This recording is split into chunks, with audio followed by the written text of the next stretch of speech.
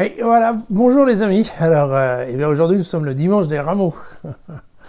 Normalement, vous savez que le dimanche des Rameaux, on fait la lecture complète de la Passion. Ce que nous ne ferons pas, pour raison de temps et aussi de... je dirais c'est pas très marrant à lire. Et donc nous aurons d'autres occasions de le faire à la fin de cette semaine sainte. Voilà. Donc aujourd'hui, je vais plutôt prendre eh bien, le passage qui est vraiment voir avec les rameaux. Et donc je vais le prendre chez Jean, donc le chapitre 12, les versets 12 à 19. Le lendemain, la grande foule venue à la fête apprit que Jésus arrivait à Jérusalem.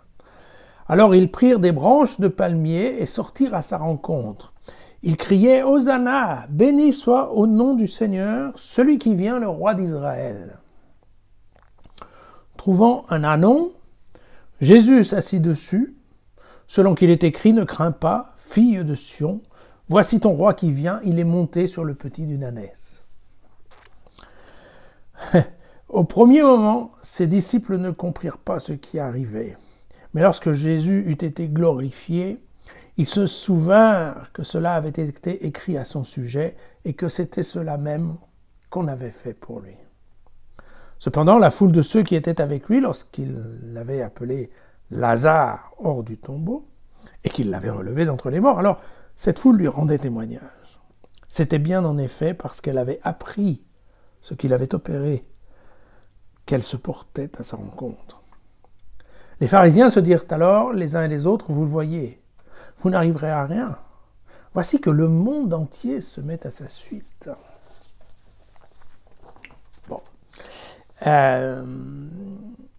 Alors, c'est un texte, très honnêtement, qui n'apporte pas grand-chose au récit de la Passion, qui est imprégné d'un passage du livre de Zacharie, qui se trouve au chapitre 9, qui est le verset 9, que je vous lis, qui est « Tressa et d'allégresse, fille de Sion, pousse des acclamations, fille de Jérusalem. Voici que ton roi s'avance vers toi. Il est juste et victorieux, humble, monté sur un ânon tout jeune. » Voilà. Et donc, Matthieu reprendra à peu près le même verset, mais en le traduisant d'une manière un petit peu différente. Voilà. L'idée est toujours la même, c'est montrer quelque part la royauté de Jésus, qu'on verra plus tard que c'est un des points importants, entre autres dans l'évangile de Jean, mais pas que, et que donc justement cette façon d'agiter des palmes, c'est quelque chose qui est tout à fait dans la tradition. Un certain nombre de rois, c'est la façon dont on accueille des rois à Jérusalem, donc jusque-là, pas de souci. Bon, la petite différence qu'il y a, c'est qu'en effet, par rapport aux évangiles synoptiques, où vous vous souvenez, c'est Jésus qui dit à ses disciples d'aller en avant et de voir qu'ils allaient rencontrer un type avec un ânon et qu'il fallait prendre l'âne au service du Seigneur. Bon, vous voyez que là, c'est pas comme ça que ça se passe. Chez Jean, c'est un peu plus naturel, l'histoire. Et donc, voilà, il y a un ânon qui se trouve là et Jésus monte dessus. Bon, mais à part ce genre de détails, encore une fois, voilà, l'objectif c'est bien de placer la royauté de Jésus. Et puis il vient une chose que donc on va revoir dans l'évangile de Jean, c'est de toute façon on ne peut pas comprendre avant d'avoir vécu la passion et la résurrection. Voilà. Et donc là, c'est bien expliqué, en effet. Vous voyez que là, les disciples ne comprennent pas ce qui se passe, mais ils le comprendront ensuite. Donc voilà. Alors, donc juste quelques mots d'introduction à la Passion de Saint Jean. Donc que nous allons lire cette semaine, bien sûr, et puis on va continuer avec du Jean pendant au moins 1 ou 2 semaines après Pâques, parce que c'est au programme de l'Église, et qu'effectivement, comme je vous l'ai dit, je pense que Jean est un des évangiles importants pour qui veut comprendre cette histoire de la foi chrétienne. Voilà. Et donc on va délaisser un peu la Genèse et l'Exode que j'avais prévu ensuite, mais pour l'instant, on va faire du Jean. Voilà. Et donc, quelques mots d'introduction à cet évangile de Jean. sachant que beaucoup des éléments vont être repris au fur et à mesure de la lecture des passages. Mais quand même, c'est important de comprendre que la passion de Jésus, elle se trouve dans le 2e livre de l'évangile de Jean. Alors, oui, je ne vous ai pas dit, mais globalement, l'évangile de Jean, globalement, il est basé, on va dire, sur l'évangile de Marc. Voilà, le chapitre 15 de l'évangile de Marc. Mais ça, c'est sa source, voilà, en termes d'histoire, plus ou moins, des événements. Mais il ne va pas rester grand-chose du récit de Marc, c'est-à-dire que Jean va tout réinterpréter et re-rédiger. Voilà. Et vous n'aurez pas de surprise. Si vous lisez l'évangile de Marc, globalement, c'est la même histoire que Jean va nous raconter, mais d'une autre manière. D'accord ? Donc, vous savez que l'évangile de Jean, il est constitué, on dit en général, de 2 livres. Le premier s'appelle le livre des signes, il va du chapitre 1 au chapitre 12, et puis le 2e livre qu'on appelle ou le livre de l'heure ou le livre de la gloire, correspond en fait à la Passion, ça démarre à l'arrivée de son dernier voyage à Jérusalem, et donc c'est là au chapitre 13, donc jusqu'au chapitre 21. Donc, je pense que c'est important. Pourquoi ? Parce que pourquoi dit-on le livre de l'heure ? D'abord parce que vous verrez que très souvent dans le texte de Jean, on nous parle de l'heure. Mais c'est surtout qu'on nous a tellement dit pendant les 12 premiers chapitres, vous savez, que ça soit à Cana ou dans d'autres situations, Jésus répondait toujours « Non, mon heure n'est pas arrivée ». Et puis là, en effet, à partir du chapitre 13, il dit « Ok, maintenant c'est l'heure hein. ». Donc on se rend bien compte qu'avec cette pression, cette tension qu'a mis Jean dans la rédaction du premier livre, quand on arrive au second, il faut bien faire attention parce qu'effectivement, ça va être le point central de son évangile. Et en effet, je vous l'avais déjà dit, son évangile est basé sur la croix. Donc, bien évidemment, sur le triptyque passion, crucifixion et résurrection. Ce que vous allez voir, c'est que dans toute l'écriture de cette passion de Saint Jean, donc on en avait parlé, donc pour Jean, dès le départ, hein, il est bien évident que Jésus est Dieu, en fait, hein, un envoyé de Dieu, mais Dieu le Fils, et le Fils, quand même, vous vous souvenez, le Père est dans le Fils dans le Père, donc bon, voilà. Et donc typiquement, relativement à cette passion, il y a un caractère volontaire très marqué de Jésus par rapport à sa passion, plus marqué que chez les synoptiques, ne serait-ce que, vous savez, sur des détails qu'on va voir ou qu'on a déjà vu, qui sont par exemple l'histoire de la dernière prière dans le jardin de Gethsémani, où dans les synoptiques, Jésus va implorer son Père en disant « Écoute, si tu peux faire en sorte que la coupe passe à mon côté, ça serait bien », alors que non. Jean, il dit au contraire, il dit « Mais pourquoi je ne boirais pas de la coupe, puisque je suis là pour ça hein ?» Voilà. Et donc on va voir dans toute cette rédaction de la Passion, on va voir un Jésus qui est dynamique, qui a d'initiative, qui va, sur des tas de détails, vous allez voir, il porte sa croix lui-même, il n'y a personne qui la porte pour lui, c'est lui qui vient à la rencontre des militaires dans le jardin. Donc vous voyez, on va voir, il y a toujours ce point caractéristique qui est que Jésus est complètement partant dans cette malheureuse aventure qu'est la Passion. C'est lui qui est le maître du temps, et donc, vous voyez, ça correspond aussi à cette notion du livre de l'heure. Voilà. Il faut comprendre aussi que dans les spécificités un petit peu de cette passion, parce que en effet la base c'est l'évangile de Marc, mais par exemple, Jean est le seul qui raconte le lavement des pieds. Voilà. Pourquoi? Donc on verra à ce moment-là, mais c'est l'idée, en effet, que Jean va insister sur la notion du roi serviteur. D'accord? Et donc, plutôt que de nous raconter la scène, Jésus va nous parler du lavement des pieds. Pourquoi? Il y a beaucoup de sujets, en fait, qui sont dans les passions de Marc, de Matthieu et de Luc. Typiquement, l'instauration de l'Eucharistie en est une, mais il y en a d'autres. Jean les a anticipés. Et alors, vous voyez, Jean, il n'a pas fait... Jean, l'histoire de l'Eucharistie, on a ça dans la multiplication des pains. Et donc, il ne va pas reprendre cette histoire-là. Pour lui, c'est déjà traité, c'est fait. Et donc, il a expurgé, je dirais, le récit de la passion des autres pour nous garder, pour pouvoir se focaliser sur des points qui lui paraissent cruciaux, qui sont, entre autres, la croix. D'accord ?